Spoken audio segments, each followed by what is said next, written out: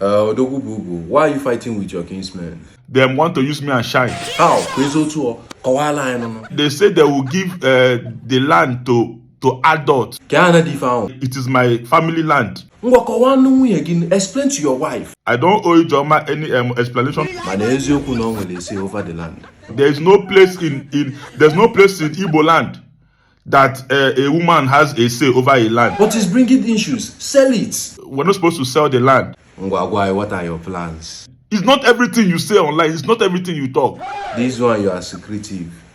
Jolly woman. Let me not say the one I will say, and then I will enter into trouble. Okay, Kanjo, why is your wife dragging you on social media? What me and my wife is doing is nobody's business. My friend, will you keep quiet and answer my question? I'm sorry for saying that.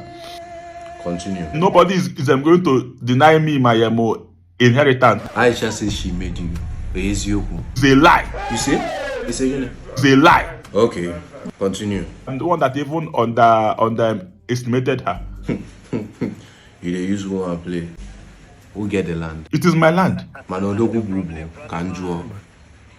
Ezioku Niyeli is your man last week. I sent my wife 100K. Are you sure?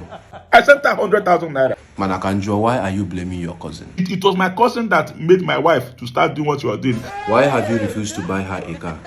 She wants GLK. Then buy it. GLK again. How much is it for now? 20 million, 30 million, 40 million. Then buy it now. Where do I see that kind of money? What have you done for Aisha, your wife? There's nothing I've not done for Ijoma. Name it. I don't have any clothes. Okay, name it. I'm tired. Okay,